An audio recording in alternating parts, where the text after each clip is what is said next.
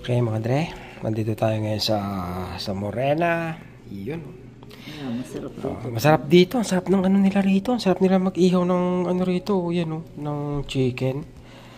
Talagang ang lambot tsaka juicy. Tsaka barbecue. Oh nga yung barbecue nga yun. Inisal, di ba? Tapos ito kakainin natin dito mga Dre, no? Itong Mickey. Tapos masarap din yung fried chicken nila. Masarap yung ano rito, mga pagkain nila. Parang chowking dito. Pag umorder ka, niluluto pa. Medyo matagal pero sigurado ka, bagong luto. Ayan, may fried chicken, umorder tayo. Tapos isang siomay. May tapsilog sila. Oo, may tapsilog din sila. Yan o.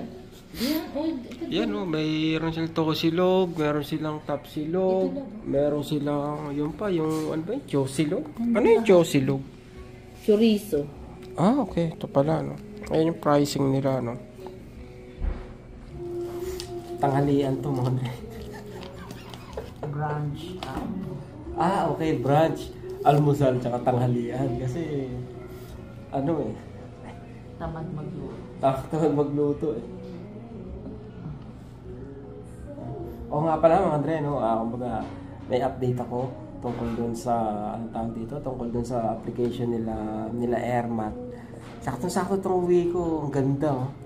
Mamaya sabihin ko sa inyo, no? Sabi ko, tsumempo rin mga Dre, no? Yung uwi ko ngayon. Talaga naman, apakahusay. Mamaya mag-usapan natin. Pagtaas natin kumain.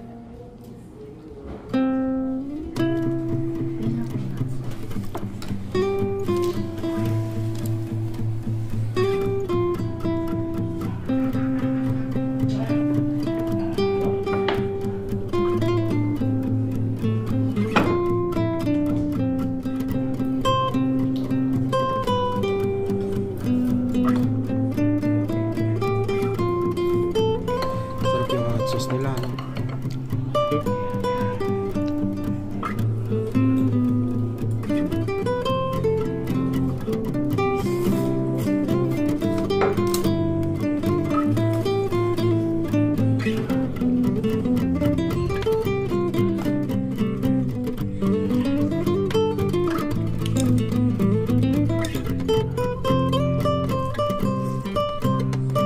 Taob. Tama-tama yung sabaw sa malamig na panahon. Panghapunan. Yan ang tamad magluto mga Dre, no? Take out. Bayad. Siya magbabayad mga Dre, no? Tignan niyo yung labas namin after ng storm. Hindi pa rin masyadong nakakapaglinis ang city kasi nga buong Montreal ang lilinisan nila mga Dre, no? Yan pa rin kami mga Dre. Yung isang side na linisan na nila. Kasi pag naglilinis ng kalsada yan, side by side naka-schedule. Pag halimbawa dito muna sa may kanan, isang hilera yung kanan, tapos mga susunod na araw sa kaliwa naman, doon naman sa kaliwa. Yan, no? Gabundok pa rin mga Dre, no? Tapos ayan pa rin yung nilalakaran natin. Naglagay na sila ng asin. Nalilito ako palagi dito. Minsan gusto kong susian to. Kaya mga Dre, ang laking bagay pag hindi mo kailangan ng susi. Itong mga push start lang ba lahat. Ito pa rin ang sasakyan ko pala mga Dre, no? Itong RAV4. Binigay sa akin tong RAV4 hanggang mga Dre, no? Sabi gamitin ko raw hanggang March 3. Pwede sa akin, di ba? Ganong kahaba mga Dre, no? Ganong katagal. Kaya imagine kung hindi ko kukunin etong rental na sasakyan, di ba? Kumbaga, ang laking bagay mga Dre, no? May ginagamit kayong sasakyan na hindi ka nagbabayad, di ba? Kasi bala ko talaga kumuha ng sasakyan mga Dre, no? Pagbalik ko galing sa bakasyon. Kaya ngayon tumitingin-tingin na ako. Ang naisip ko nga na medyo mahirap lang kung sakali is yung pagpupunta na ako doon sa kukunin kong sa pagtingin-tingin ng sasakyan mga Dre, no? Mahihirapan na ako kasi wala akong service, di ba? Kaya ngayon ko ginagawa yung mga pagte-test drive, yung pagpili para kung sakali nakapag-decide ako, kukunin ko na lang yung sasakyan. Kasi nga wala akong service mga Dre, no? Yun ang medyo challenging. Hindi naman pwedeng lakad-lakarin ko lang yung mga dealership kasi malalayo din mga dre, no? Ay pag nag-Uber ako, mahal din, di ba? So, ganun talaga, sabi, nagtitipid, ano daw ako, wala daw akong pera, nagtitipid. Ganun talaga mga dre. Hindi kailangan porkit may pera ka, gastos ka lang ng gastos, di ba? Porkit kayang bayaran ng sweldo mo yung kukunin mo yung sasakyan, kukuha ka na ng masasagad ka, di ba? Hindi ganun.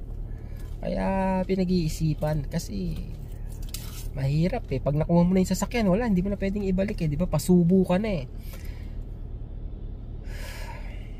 Kaya ganun mga dre, medyo matagal ako mag-isip. Talagang isang araw CX-5 kukunin ko na. Sumunod na araw, de Tesla. Ganun mga dre, no? Okay lang, diba? Kumbaga, I'm taking my time talaga. Dahil sa huli, ako yung ano mga dre, no? Ako yung gagamit, ako yung magbabayad, diba? Pero thank you sa lahat ng advice nyo mga dre, no? Lahat yung kinukonsider ko. Lahat ng sinasabi nyo, diba, tinitingnan ko. Yung mga nag-a-advise ng medyo mahal mga dre, ano, malabo tayo ron. Hindi natin kaya yung mga sasakyan na ano, may hirapan na tayo masyado mga dre, no? Okay, grocery naman.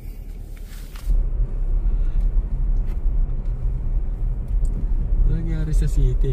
Parang hindi pa sila maglilinis dito, di ba? Pakahirap dito mag-ano.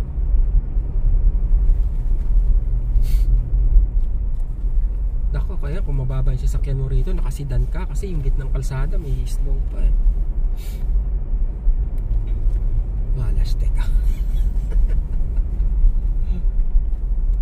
Nakapag-ina.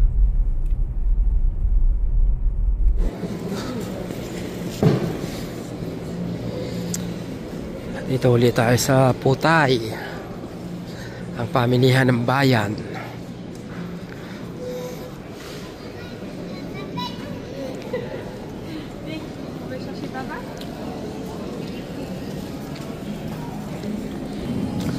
Tagal magmura na itong, anong tawag dito?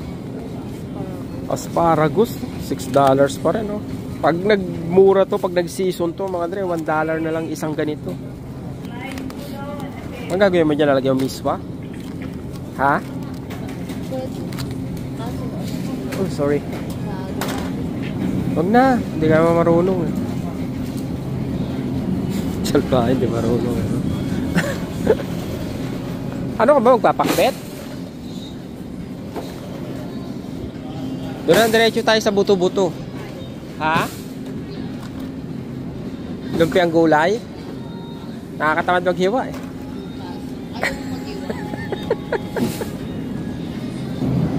Uy, bago to. Sinigang sa Sampalok oh. Ba, singkamas. Hindi na ako nag-aano pag-aano. Ha? Ano hindi ka na... Ay, ito. Ay, may... okay lang to kahit may amag.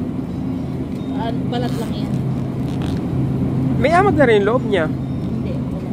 Anong tawag dito? Bamboo shoot. May amag. Singkamas. Mga ugat-ugat, no? Uy! Gusto mo ba maggata ako ng ano? Puso ng saging. Kumakain mo ba neto? Oo, pero mapait yan. Magaling ako maggata neto. Hindi mapait. Matamis. Lagyan ko 1 kilong asukal. Bibili ba tayong anong carrots eto? Carrots, $4 mga dreno. Maglulumpia nga, maglulumpia. Yung sobrang carrots pang ano. Alin? Lagay mo na dyan. Plastic. Toge, para sa lumpia.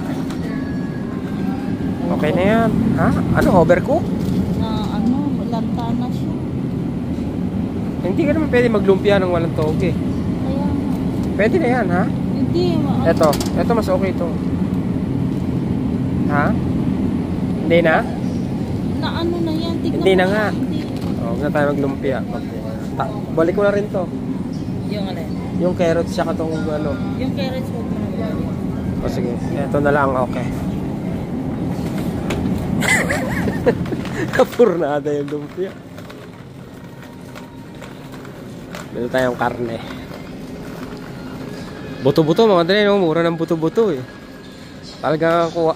Tanga 3 piraso, pwede na, di ba? Yan. Tapos Yung malalaki. pahiwa mo ng malalaki. Ito mga dre, mura lang yun. Mga 3 piraso niyan, $10 lang. Hindi ka naman makakapili eh. Ano pa? Ikaw na. Oo. Ano? Tinuguan ka? Hindi nga ako marunong eh. Ito ba yung sinasahog mo ron? Konti lang. Oo. Konti lang. Konti yan pagka ano. Ako lang kakain, di ba? Kakain na rin ako. Yun lang kainin natin bukas. Tsaka kamo. Tama na to. Namimili kasi ako. Tama na yung ano. Huwag masyadong marami. Ba't ganito to? Yan malalaki.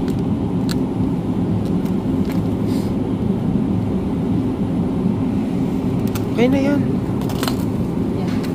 Tsaka dugo. Yun lang, di ba? May ganyan pa tayo ron eh. Mga ano. Atay balunan. Di ba meron pa ron? Pagkatay ba't yan ang yan? Siya. Alam mo yung ano, tinumis. Tinumis. Parang dinuguan din siya. Pero, naalala ko nung ang dugong ginamit ko, iba, ganito, oh. Ganitong dugo, oh. Kaya nagbuo-buo yung dugo. Hindi yung naging ano. Alam nyo ba yun, mga dre, yung tinumis? Kaya nga, ganito yung ginamit na ano. Hindi yung isa. Hindi siya malambot. Oo, eto na. Hindi ka naman magluluto eh. Lagay mo. Nagbibideo ko eh. Tinumis. Kasya. Okay na yan. Isa lang. Bibiling kamuting kahoy. Eh, gusto niya siya pa magbalat. Eh, merong nakabalat na. Binibili ko nakabalat na eh. Nakasave ka ng oras. Iluluto mo na lang. Kaya lang hahanapin mo pa rito. Saan ko ba nakuha yun? Dito yata sa kabila.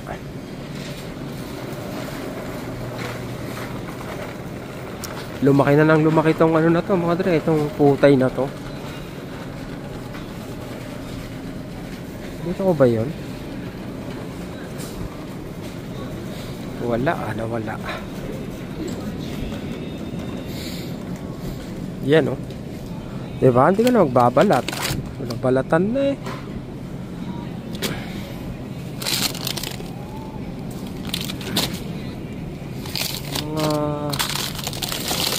Ayan. Okay.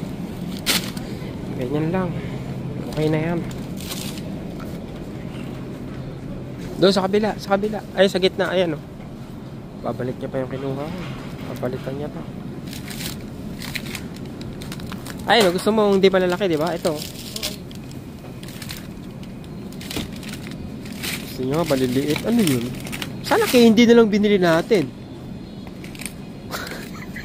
Ano? Kaya hindi. Eto, ano ba to? Mga dahon-dahon to, mga dre, no? Ayos to, leaves. Ogo leaves. O, di ba? Eto, ano? Dahon ng ampalaya, mga dre, oh. Dahon ng ampalaya. Magkano lahat? 64. Ito ang tagal na ng problema ng plaza ito mga dreno. Etong nandito. Matagal na nagtutuluyan no? Kaya ayun na nangyari oh. Bago pa naman itong mga pinto nila. Oh. Barado yung ano niya mga dreno. Barado yung anong tawag yan, yung daanan ng tubig. Kasi nag-frozen na. Kasi sira yung ano niya. Yung may heater yan mga dreno. Pag walang heater, yun nagpo-frozen. Kaya umapaw na yung tubig. Yan o.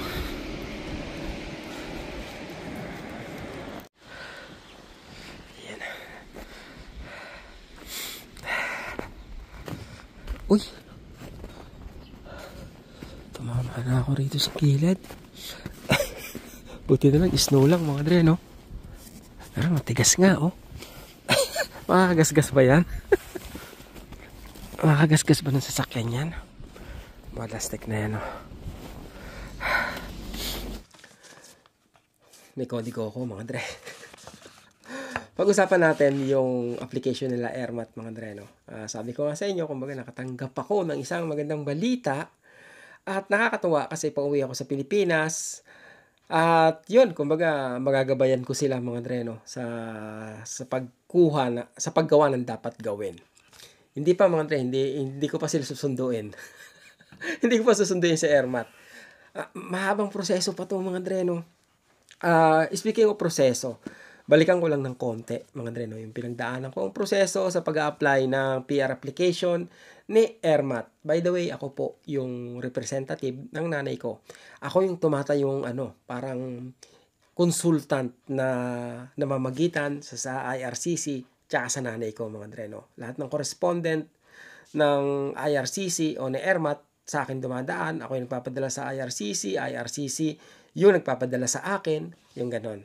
Ako, parang, ayun nga mga dre, nasa gitna ako, no? Dami sikot eh. Okay, May 22, mga dre, no? 2024, nung nakatanggap ako ng letter na sinasabing, parang ini-invite nila ako na i-apply ko ng PR sa Airmat. At binibigyan nila ako noon ng 80 days, kulang-kulang 80 days, para maipasa yung kumpletong dokumento. So, naipasa ko nga yung documents na yun mga dre, no? I think second week ng July. Tapos, kasi binigyan nila ako hanggang August 2 eh. From May 22 hanggang August 2, dapat maipasa ko yung papel. So, naipasa ko yung mga papeles nung second week ng July. At dapat pag pinasa mo yung papeles is bayad na lahat mga dre, no? Nang sa ganun maiwasan yung delays at dire-diretso yung pagpoproseso nila. So nung October 25, ang tagal no? From July second week to October 25, unang sumagot sila sa akin. At sinabi nila na may mali sa mga document na pinilapan namin mga dre, no? Hindi ko alam kung nagkamali ako ng intindi o nagbago yung rules. Kasi nung una, sinasabi na hindi na kailangang isama yung mga anak na nasa Canada na o mga citizen na dito sa Canada. So, hindi ko nilagay yung pangalan ko sa application ni Airmat. Kaya nung sumagot sila sa akin, kumbaga, kulang daw yung mga information sa form. At kailangan pala na isama yung pangalan ko kahit Canadian citizen na ako.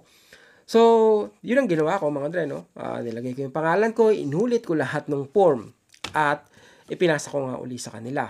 At ang sumunod naman is December 11. From October 25 to December 11, nakatanggap ako ng isa uling sulat na sinasabi nila na natanggap na nila yung application. So, officially mga dre, no? Ibig sabihin nun na ipoproseso na nila yung mga papeles na ipinasa namin. AOR yata yung tawag doon mga dre, no?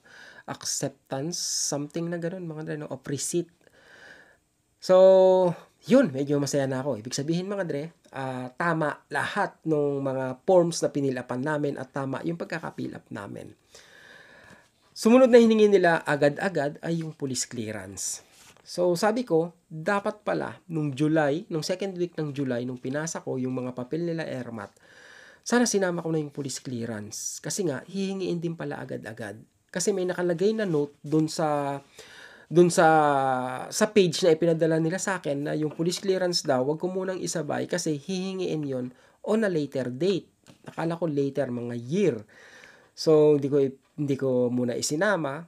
Pero pagdating ng December, hiningi na nila yung police clearance. Tapos sinabi rin na i-update na daw kung ano mang dapat i-update pagdating sa contact number o ano man na may kinalaman sa application.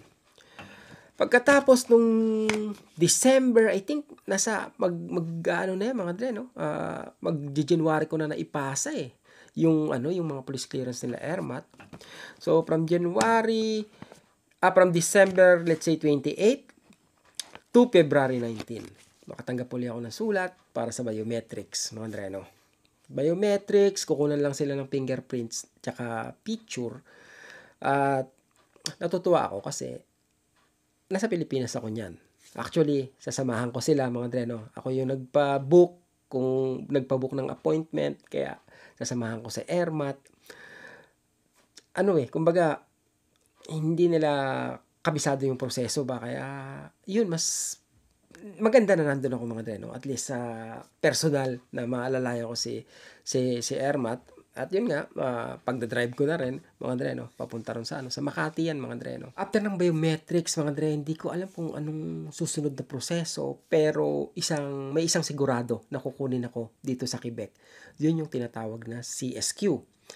CSQ, Certificat de Selection de Quebec. Sabi niya, ganon, no? Selection Certificate. Quebec Selection Certificate. Yun yata yung English niyan, mga dreno. So, ang sabi is, CSQ is the first step in the process of permanent immigration to Quebec. Kailangan kong i-apply niyan sila Ermat, at dati parang nasa 350 or 360 kada isang tao, mga dreno. Ang ginagawa ko na lang kasi ngayon, kumbaga inaantay ko na lang yung email nga ng IRCC para malaman ko kung ano yung susunod kong gagawin. Kasi nga, ang daming nabago, mga dreno, sa mga proseso. Kaya hindi na ako masyadong nagbabasa-basa. Inaantay ko na lang kung anong instruction, yun yung gagawin ko. Kaya hindi ko alam kung kailan ko dapat lakarin tong CSQ. Pero sigurado na magbibigay sila ng instruction, yung IRCC magbibigay ng instruction sa akin na kung dapat kumuha na ako ng CSQ. Kasi I think sa ngayon, parang sinisigurado, mga dreno, ng federal government na may kakayanan ako na suportahan yung nanay ko sa pagpunta niya rito. Kasi may waiver yan, mga dreno, may waiver yan na may pipirmahan ako. At cargo ko yung magulang ko sa, let's say, 5 yata o 10 years na nandito siya, na dapat ako yung sasagot sa lahat ng gastusin niya at hindi ako aasa sa gobyerno. At pag umasa ka sa gobyerno, mga dreno, sisingilin ka nila. Diba? At saka hindi ko alam kung paano mangyayari. Pero dapat mapunan mo yung responsibilidad na yun, mga dreno. Yung pinirmahan mo. Sana magdire-diretso na, mga dreno. Tanong si Ermat, anong balita? Diba? Kumusta na? Ko, wala pa eh. Hindi mo alam kung kailan sila mag-i-email, mga dreno. Kasi nga, ang haba ng time frame nila eh. Di ba? Ang haba ng processing time nila, hanggang 4 years. So, hindi mo alam kung kailan sila sasagot sa sulat. Hindi katulad dati na parang may maturity date sila. Every correspondence, every palitan ng sulat, parang parang madali mo lang malalaman. I mean, madali lang matatanggap yung sagot. Within 30 days or less, sasagot na agad sila. Ngayon, ang tagal, mga dreno, inaabot ng 1 buwan, 2 buwan, bago pa sila sumagot. Anyway,